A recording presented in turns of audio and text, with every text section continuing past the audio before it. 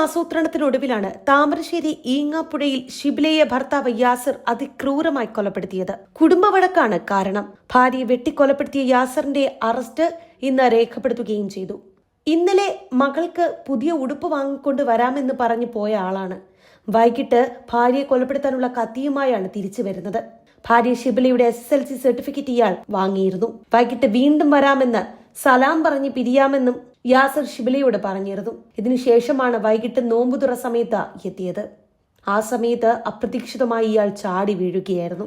പുതുതായി വാങ്ങിയ കത്തിയുമായിട്ടാണ് യാസിർ ഭാര്യ വീട്ടിലേക്ക് എത്തിയത്.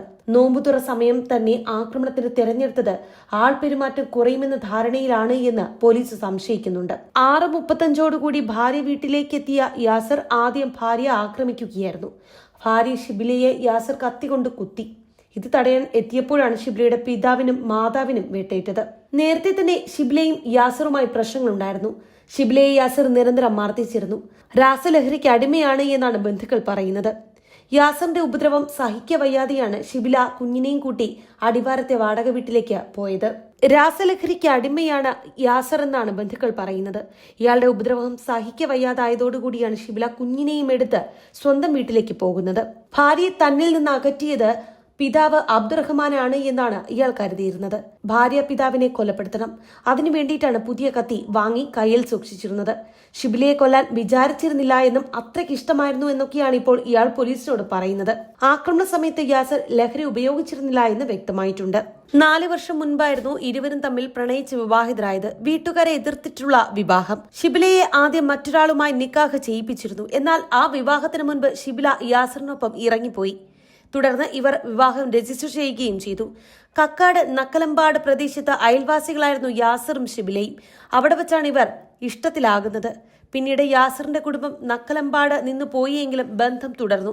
വിവാഹം കഴിഞ്ഞ ശേഷം ഷിബിലയും യാസിറും അടിവാരത്ത് വാടകയ്ക്ക് താമസിക്കുകയായിരുന്നു. തുടക്കം മുതലേ പ്രശ്നങ്ങളുണ്ടായിരുന്നു.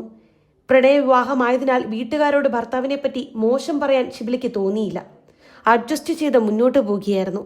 സ്വന്തം മാതാവിനെ കൊലപ്പെടുത്തിയ ആഷിഖ് എന്നയാൾ യാസിറിന്റെ സുഹൃത്താണ് എന്ന് ഷിബില അറിഞ്ഞിരുന്നു. ഇതിനെ ചൊല്ലി ഇരുവരും തമ്മിൽ തർക്കവുമായി. ഇതോടുകൂടി ബന്ധം വേർപ്പെടുത്താൻ യുവതി തീരുമാനിച്ചു. മകളെയും കുട്ടി ഷിബില സ്വന്തം വീട്ടിലേക്ക് പോയപ്പോൾ അത് യാസിറിന് സഹിക്കാനായില്ല. ഒരുമിച്ച് ജീവിക്കാൻ താല്പര്യമില്ല എന്ന് ഷിബില പലതവണ യാസിറിനോട് പറഞ്ഞിരുന്നു. ഇതോടുകൂടി യുവതിയെ കൊല്ലുമെന്ന് യാസിർ നിരന്തരം ഭീഷണിപ്പെടുത്തി. ഇത് സംബന്ധിച്ച് പോലീസിൽ ഷിബില പരാതിയും നൽകി. എങ്കിലും യാസിർ ശല്യം തുടർന്നു. എല്ലാത്തിനും ഒടുവിലാണ് ഇന്നലെ ഷിബിലയ്ക്ക് നേരെ യാസിർ പാഞ്ഞെടുത്തത്. ഇതിനോടകം ഷിബിലയുടെ പ്രാഥമിക പോസ്റ്റ്മോർട്ടം റിപ്പോർട്ട് പുറത്തു വന്നിട്ടുണ്ട്. കഴുത്തിലേറ്റ ആഴത്തിലുള്ള മുറിവാണ് മരണകാരണമായത് എന്നാണ് പോസ്റ്റ്മോർട്ടം റിപ്പോർട്ടിലുള്ളത്. ശരീരത്തിൽ 11 മുറിവുകളാണുള്ളത്. അതിൽ 2 ആഴത്തിലുള്ളതാണ്. കഴുത്തിലേറ്റ മുറിവാണ് മരണകാരണമായത്. ഇവർക്ക് 3 വയസ്സുള്ള ഒരു കുഞ്ഞുണ്ട്.